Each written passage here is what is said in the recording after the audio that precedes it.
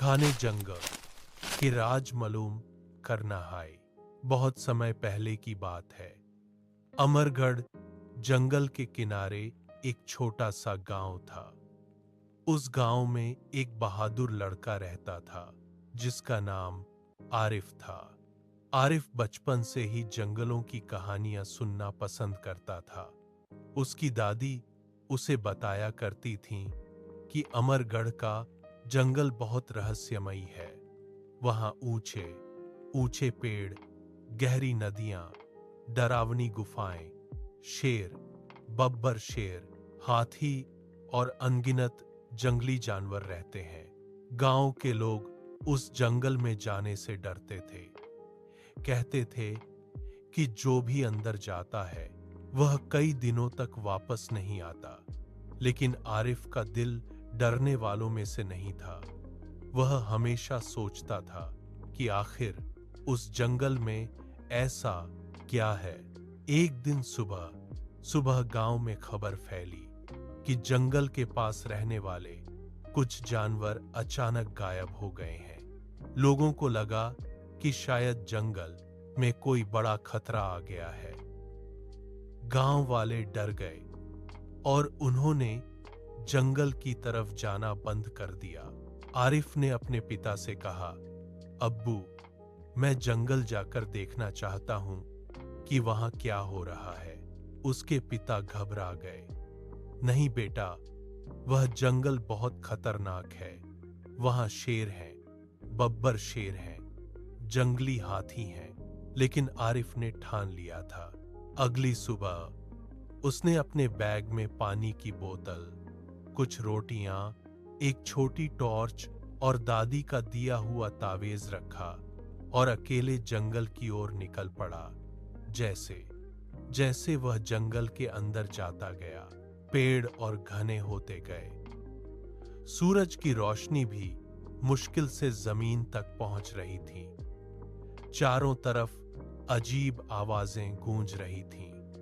कहीं बंदरों की चीख, कहीं पक्षियों की आवाज, तो कहीं झाड़ियों में कुछ हिलने की सरसराहट।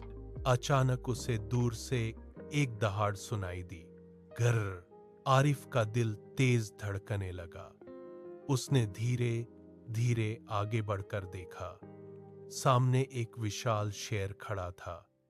उसकी आंखें चमक रही थीं और वह आरिफ को घूर रहा था। आरिफ डर गया, लेकिन उसने भागने की बजाय धीरे धीरे पीछे हटना शुरू किया। तभी झाड़ियों से एक और आवाज आई।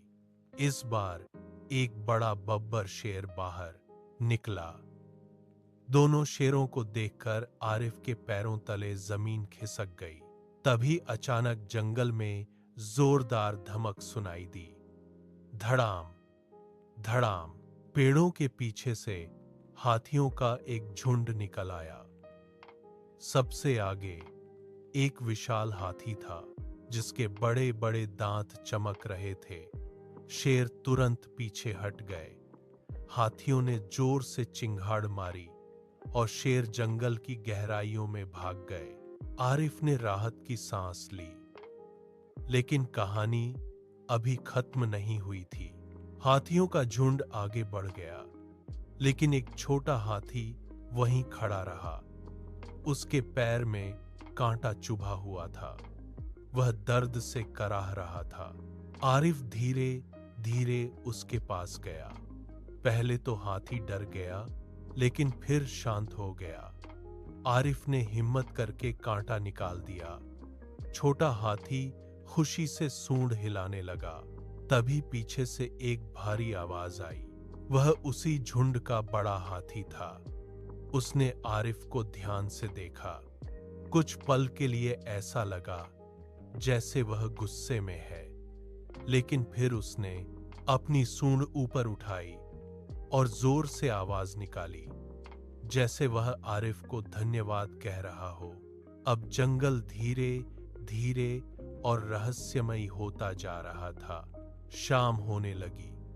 चारों तरफ अंधेरा फैल गया। आरिफ ने एक पेड़ के नीचे बैठकर आराम करने का फैसला किया। तभी उसे दूर एक हल्की रोशनी दिखाई दी। वह रोशनी की तरफ बढ़ा। जंगल के बीचों बीच एक पुरानी गुफा थी। गुफा के अंदर मशाल जल रही थी। आरिफ धीरे धीरे अंदर गया। वहां उसने देखा कि कुछ शिकारी बैठे हुए हैं। उनके पास जाल, हथियार और पिंजरे थे। अब आरिफ को समझ आया कि जानवर क्यों गायब हो रहे थे। वे शिकारी जंगल के जानवरों को पकड़कर बेचते थे। आरिफ डर गया, लेकिन उसने हिम्मत नहीं हारी। वह चुपके से गुफा के पीछे गया और वहां बंधे हुए कुछ जानवरों को देखा। एक हिरण, कुछ बंदर और एक छोटा शेर का बच्चा। आरिफ ने धीरे धीरे रस्सियां खोलनी शुरू की।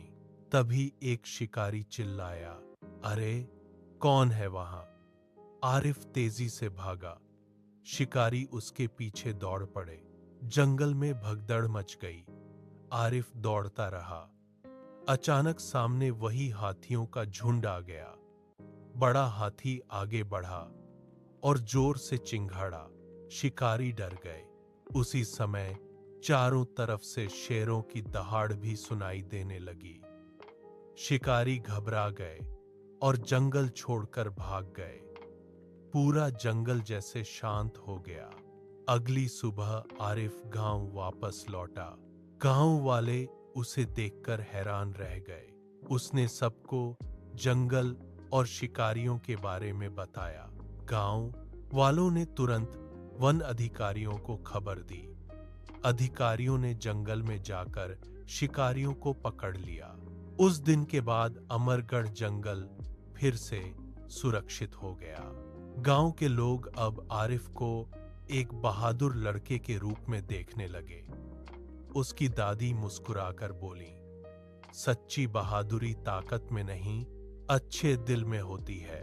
आरिफ जब भी जंगल की तरफ देखता, उसे वह छोटा हाथी याद आता जिसने उसकी जान बचाई थी।